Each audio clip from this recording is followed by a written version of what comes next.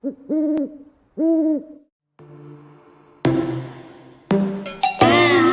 your bedroom, we stopped counting the days, lost in the rhythm. Hello and welcome to the video. I have dishes going in the background, so hopefully that's not annoying at all. I don't know how many of you guys that watch my videos are also authors and not just readers. Let me know in the comments below if you are an author. And let's today talk a little bit about authory things like writer's block, what to do when you cannot write, which doesn't happen to me very often. And when it does, it looks a little different than writer's block. So let me explain. Basically, for me, when I cannot sit down to write, it is because I am super stressed out and overwhelmed with things outside of writing. Writing is my escape. When I don't feel like I have enough time to devote to it, I get stressed, and it's extremely hard for me to sit down and get started because I know that my writing time is limited, and that is stressful. It also typically tells me that I need to take care of myself physically and mentally before I can sit down and actually get any writing done, because I haven't had time to relax and those needs haven't been met. So what do I do in order to accomplish those things?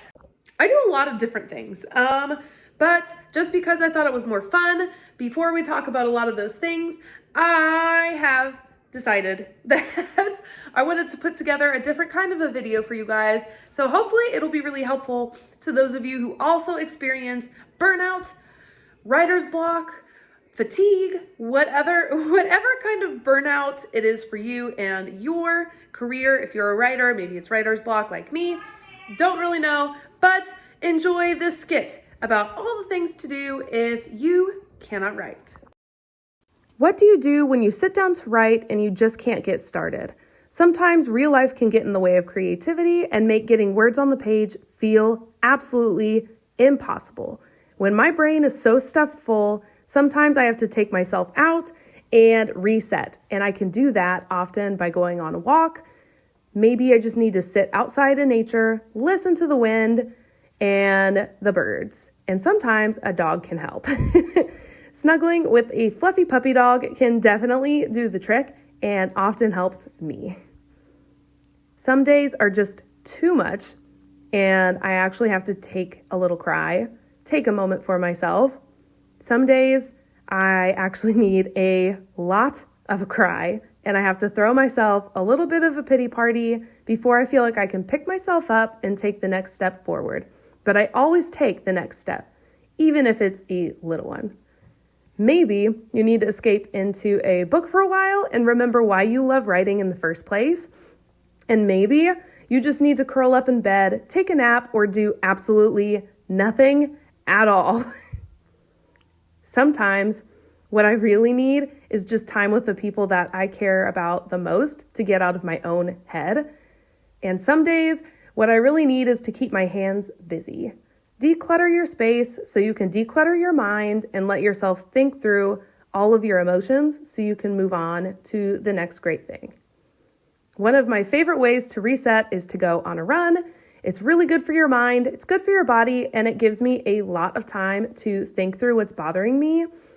But also, maybe it's February like it is right now, it's freezing, and what you really needed was just to get out of your work persona and into something comfortable for once, like curling up on the couch or watching a movie with your husband, or maybe sending him out entirely of the house with your son so you can run a hot bath and soak in the tub. Whatever you do, make sure it's just for you. Recognize when you feel overwhelmed and take a moment for yourself so you can recharge your mind and rest your body.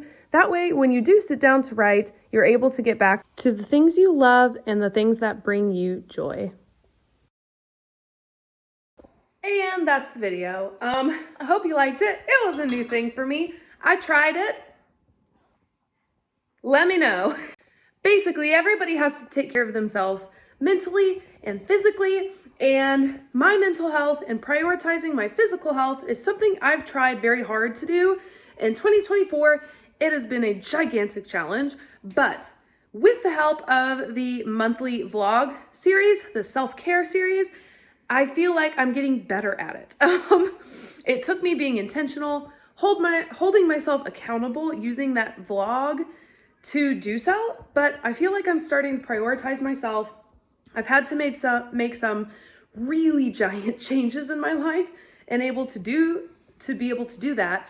Changes that I will not be able to fully enact until like May, but I'm feeling better. I'm doing better in some ways, not every day, but I am doing a much better job, I'd say, of setting aside time for myself and also hitting pause and taking time when I need it to reset my mind. I think that's something a lot of people in creative fields for sure get, that information overload, need to hit pause, need to sit in the quiet and take a deep breath. So if you are feeling that way right now, please go and do that. Maybe do some of the things I did in this video, although maybe don't cry that much. And if you do, that's okay. Pick yourself back up.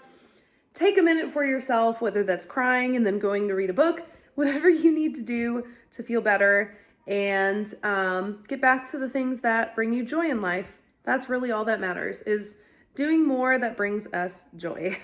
So I hope you liked it. I hope maybe it really hit home for some of you guys. Maybe it was relatable. I don't know. Let me know. Do you feel burnout? What are your tips and tricks? What kind of things do you do when you're not feeling quite yourself or feeling great? Let me know, because I'd love to add to my self-care toolkit. And that's it. Yeah, take care of yourself. Go on a walk. Drink your water. Get some fresh air. And I will see you guys in the next one. Bye!